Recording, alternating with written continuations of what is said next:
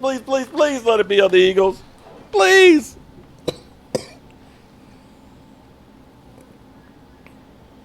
The layup game. I said it. I was like, the clock's down to 0. Usually they never call it. They called it. They finally called it. Oh, Philly. That's a ridiculous call. That's so stupid. Oh, and they're still going to go. Oh, That's such a bogus call, man. Wait a minute. How was it first and 10? Man. Well, it was. What are these referees? Well, good morning, good people. Mark Holmes here, of course. Joe Boo, I think, fell off the couch over there. As always, I want to say thank you all for watching, commenting, subscribing, and being part of the Joe Boo Sports Report. Without you guys, as well as you ladies, you know that this literally does not work. Hope you're all having a great day. I had to step away yesterday for a couple of reasons. It was just literally... It has been a roller coaster of a ride of a season, and I don't know if that game broke me. There were so many things that went wrong, from the bad officiating to what happened with George Pickens, seeing the defense regress. It was just like, and it was my wife's 60th birthday. So I decided that I was taking that day and I was celebrating 60 years of life with my wife, and refreshing and rebooting myself and spending time with friends and family, things that are really and truly important. So I hope you all understand completely. We are still here until Monday morning, just kind of catching our breath here as we get ready to go through the last few games of the season. So we have a couple of things that are going on. The biggest question is George Pickens. You know, it's amazing how a loss will change everything, will literally change everything, because George Pickens has had a phenomenal season. And having one game really bad has literally changed everybody's panic button has been now pushed. Oh my God, this is what everybody, because everybody's been waiting. Everybody has been waiting for the shoe to drop and say, oh, don't pay that guy. See, the Steelers were right. Look at it. He's a bum and everything else. But what you have to realize is people do have bad games. And as we look at this isn't something we haven't seen before, because we've been here in the same spot before with George Pickens with CeeDee Lamb. You could dare say there's a direct parallel of CeeDee Lamb's game against the Green Bay Packers, where it seemed like he had checked out, where he had dropped his first two passes that were right there in his hands, that ended up being part of what cost us the game. And you could go through, and he had said, remember the offseason with the Micah Parsons podcast, that he had some growing up to do. And this was before he had gotten paid, so a lot of people said, don't pay that guy. Don't pay that guy. He's a bum. Well, they paid him, and he's played, for the most part, really well. So I'm not ready to condemn George Pickens on that one game. Does it look like he was checked out? Yeah, he did. Did it look like he wasn't giving full effort? Yeah, it did. But let's see how we respond going forward here. People will sometimes have a bad game, or something might be going on that you're just not there. I guarantee you've had that happen at your job, where people are like, get your head out your ass. Now, I get it. You only have 17 games as an NFL player, and we can't afford for you to check out. But you could look at this and say, Amari Cooper, there were games that it looked like he had checked out. So don't go too crazy with this just yet. The officiating, there's no consistency in officiating. There is no officiating in consistency in it. And I don't want to say that there's gambling is part of an equation. But see, I had a conversation with somebody yesterday, and I have gone through here and said that the NFL can kind of push things in one direction.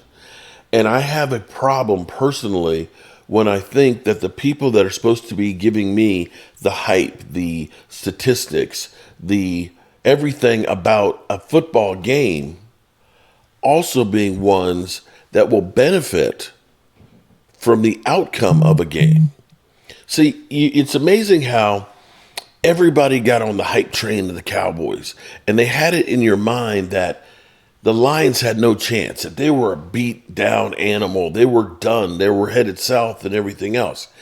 And the money all went to the Dallas Cowboys. Everybody's buying into the Kool-Aid. They're helping to build the hype. And it ends up being everybody's betting on the Cowboys. And then the Cowboys lose. It's more money in the bottom line. I'm not saying that they do.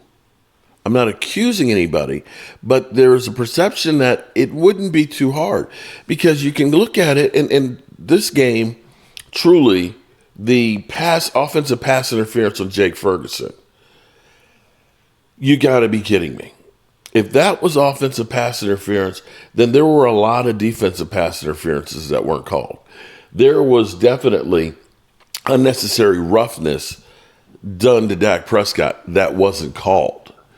You could look at that game and say it was atrocious how it was done, especially when now you have all of these cameras and all of these different angles that go through and prove bad calls are made. There's no reason to let this happen. And the officiating crews, sometimes you feel like they are a little shaded. And the NFL, being this multi-billion-dollar industry, needs to be above scrutiny about that situation. Now, the Cowboys, Kenneth Murray.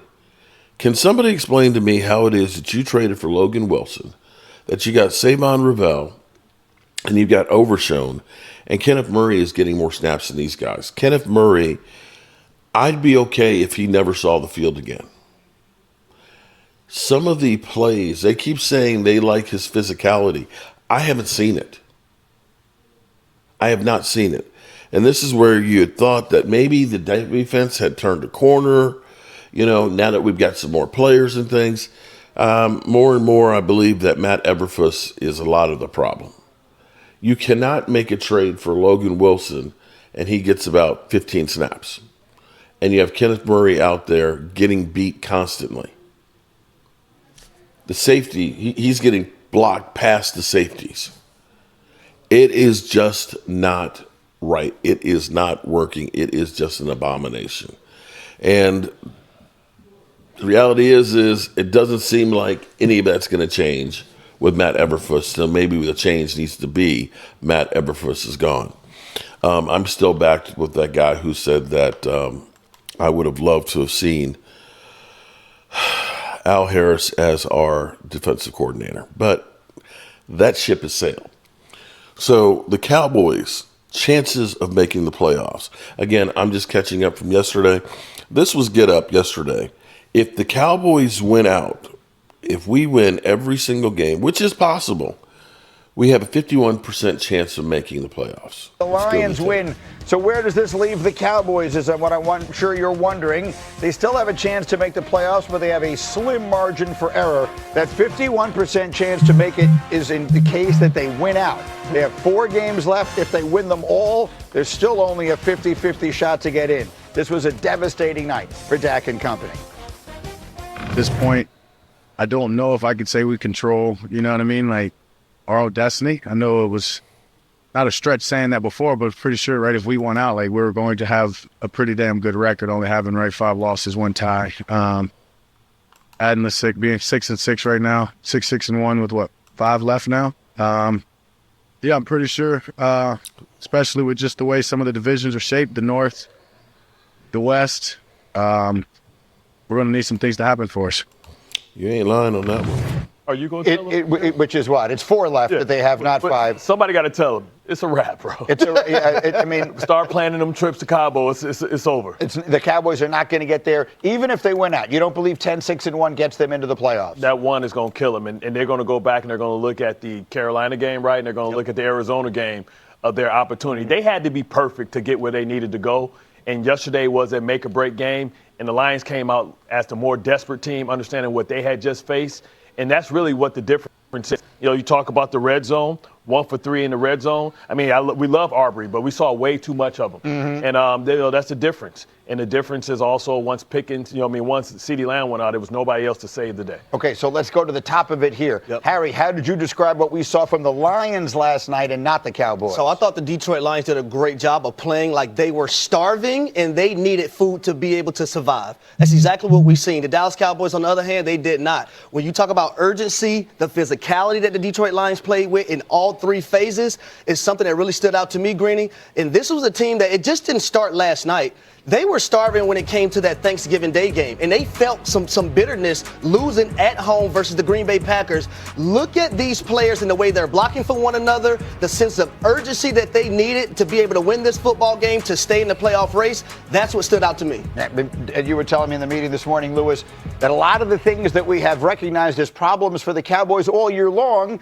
that seemed to be masked or covered up in the last 3 games came back to bite them last night. Yeah, in particular, it's the prevention of explosive plays on the defensive side of the football. And they're usually are going to come about in 2 ways. One, because of physical deficiencies that you have from a coverage perspective. And you saw that happen last night in the one-on-one situations. They just don't have the secondary people that can cover and that can get people on the ground. Number 2, you saw some communication issues. That started to creep up again. Now, they are still able to create a lot of explosive plays of their own on the offensive side. But in the end, if you wind up getting into a back and forth with a team as explosive as Detroit, your deficiencies are going to wind up coming home to roost, and that's what happened to them. And right now, look, there is no more help to get. There's nothing else they can really do at this point, and that's why now, I think as Bart said, look, this is just one of those situations. They're just going to have to fix this in the offseason. Yeah, the Lions have Dan Campbell and Calvin Shepard, and the Dallas Cowboys don't. That was the difference in a game. You thought the coaching was a big difference. 1,000%. If you look at the defensive plan by Calvin Shepard, who's the defensive coordinator, it was very clear. 1, I'm not going to expose my defensive backs early on. I'm done 2, with these guys. I'm done with them right now. Here's the thing that drives you crazy, and Philly 500 will be. It's December, and Dak Prescott sucks in December. I think Dak Prescott has a winning record in December. I think it's like 21-8 or something like that. But yet the narrative is Dak is a choker. In that game, that our running game had issues. We did not run the ball very, very well like we had been. In a game that you lost CeeDee Lamb to a concussion. On a game that your tackles could not stop the edge rushers, and Dak was sacked multiple times and running for his life majority of the game. In that game, they still put up 30 points. I don't want to hear it was garbage time points, because with 9 minutes to play, they were within 3 points. There were 2 interceptions. This is true. I will give you that. But both of those interceptions were on the hands of the receivers. The quarterback did his job of getting the ball to his receivers. Now, y'all go through, oh, you're just a Dak defender. Well, you know what? When you say stupid things, that a defense that gave up 44 points and you lost, and you're looking at the quarterback, sorry, you're just an idiot. 375 yards, and I don't want to hear that was garbage time, because it wasn't garbage time. That game was a nightmare, and a game that they had a chance still. But unfortunately, that will always be the narrative. The thing I find hilarious is how, listening to some of the talking heads out there, Dak played his way out of MVP. I don't know that Jake Ferguson's fumble was Dak Prescott's fault.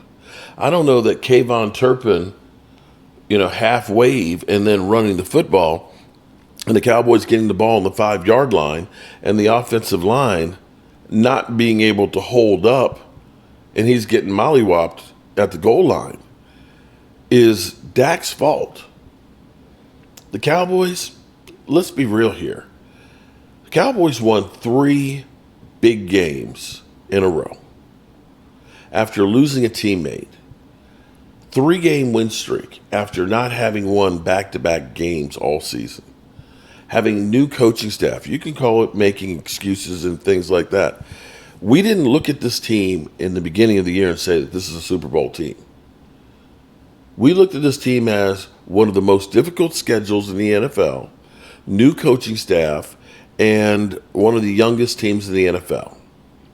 I will stand by what I said originally. If this team wins 9 or 10 games, it's a successful season, regardless of what all the talking heads out there will say about Dak as a choker and things. Is it an opportunity that's probably wasted because we waited before we made these moves? Yeah, it is. You wish you had Quinnen Williams there during training camp and the early games. Because in the end, 1 or 2 games might be the difference of you making the playoffs and having a home game versus sitting at home watching others. But the basis that the Cowboys have done, building for the future, having 2 first-round picks, is still a good start. So I'm going to finish this morning with Rich Eisen. In the same way our that playoff the chances. Ravens started 1-5. When you start like that, it's normally an anchor that weighs you down in the back half of the season because the margin for error gets that much slimmer. Yep. Okay, the Texans starting 0-3, currently being 7-5, is the difference between them being in the wild card or in first place or sniffing it like they are entering week 14. And they, in order to keep surging, need to just go into Arrowhead and beat a desperate Chiefs team on a Sunday night. They got to go into a nationally televised night game in Arrowhead, which I'll tell you what, since Mahomes has taken over, I don't need research to tell me. Chiefs usually win those games. So when you start 0-3, that's a problem. When you start 3-5-1 and you've won 3 in a row and you look like you're a top 5 team in the NFL, they almost cracked my top 5 of my power rankings this week, and for good reason, because they were playing complementary football. They were playing defense like we hadn't seen over the first 2 months of the season because Quinnen Williams is here, DeMarvion Overshown is here. Mm-hmm. They got better rostering. They got guys back. They're getting guys back healthier on the back end of the defense. And when you lose a game like last night and you're now 6-1 and you put up the NFC standings, the Dallas Cowboys are in trouble because they're sitting there 10th, a half game behind the Panthers. And there's the Lions at 8. The Lions are 8-5. That's not good enough to have a wild card position. And Dallas just lost to them. Now, again, that one tie will be removing the Dallas Cowboys from any negative tie-break situation, because how are you going to tie anybody when you have a tie and only one other team does? And that's Green Bay. And the problem for them is Green Bay, even if Green Bay loses to the Bears, they're 2 behind Green Bay with 4 to go. So they need to win out and get a ton of hope that lands in reality. And Dallas's remaining games, you take a look at them, are winnable because they're Sunday night at home in week 15 against Minnesota. Okay, we're all assuming that's a win, the way that Minnesota's playing, and we'll see how J.J. McCarthy looks returning. And I hope he does, as you know, show up as the 9 that he referred to himself as, unfortunately, a few weeks ago. Then they've got the Chargers at home. That's going to be tough because Jim's going to need that, and the Chargers are going to need that. And we're going to need that. You're going to need it, too. I know. At Washington, at the Giants to finish things up. You give them 3 wins. Let's just say you win 3 of the 4. That's not going to be good enough. You got to win all 4 of them. And then you got to hope for other results to land. I think winning the 4 is doable. Sure. But to say we're in trouble, you are. We were already in trouble, though. I mean, But we had a nice little streak. You were climbing out of it. You were climbing out of it. And rightfully so, you were climbing out of it. The fact is, had we even won yesterday, we'd still be in trouble. So no, you'd be in a better position. You'd be in that realm of a third of a chance of making the playoffs as opposed to a 10th. And that's where you are right now. They just got to handle business. 4 games. No, I know you 4 can't. dubs. I know you can't scoreboard watch and cross fingers, and you got to play games. Dak, after last night's game, in which he had a season-high passing yards, 376. CeeDee Lamb goes out with a concussion. I mean, you saw his hands pop Man, up. that The minute was you saw his so hands scary. pop up, you knew something was up. Yeah, that was it. He already had his 26th career 100-yard passing game, and Flournoy did what he did as well. Stepped up. Right, and we'll get to Pickens in a minute. I mean, Javonte, well, listen, the offense is... Here's what... They ran into a team that got hot because they have the ability to get hot. And They were in hungrier. a spot in Detroit where when it gets rolling, and like I said off the top of the show, Jahmyr Gibbs is absurd. He's amazing. He's generational. And he torched him. And Goff did what he needed to do, and they just couldn't put enough pressure on Goff. And these things happen in the NFL in December. You're going to run into desperate opponents who are either just as good as you, is maybe not better, and you need to play perfect football, and you need to have a better, He's not lying. significant weapon landing punches than a place kicker. And I don't mean to just refer to Brandon Aubrey as a place kicker. He's a 'cause weapon, Rich. He's a weapon. First He's ever a monster. game in the history of the NFL in which a kicker had 3 field goals of 55 yards or longer. And the way he just swings his leg, it looks like, you know what?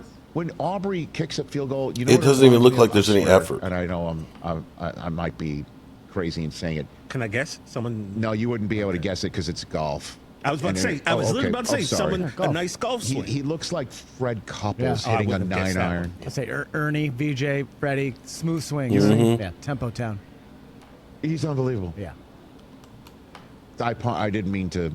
Well, I mean, my because you're not. golf I know you're not a knowledge golf is- guy, right? But Well, that's what he looks like. more- Freddie, more a it cow just- guy. You hit Freddie just hitting 9-irons, just flipping wedges. It looks like he's flipping a wedge every time he swings his leg. And then he said he doesn't even know how far he can kick the That's ball. crazy. Because he's never really tried. Like, Oh, he's going to have to at some point because I think the Cowboys at some point are just going to say screw it. We every torpedo must be damned. and again, you got to sometimes play better than the refs. All right, people. It's no joy in Mudville right now. And no time to lick our wounds. We got 4 games left to try and at least get on the winning side of a season and see what happens. We've been left for dead not once, but now twice. And let the Eagles lose Monday night. And all of a sudden, everything is right in front of you again. So it's the NFL. Anything can change, but the NFL's got to do better when it comes to officiating and taking care of business. As always, I appreciate you guys, and I will see you soon. Peace out.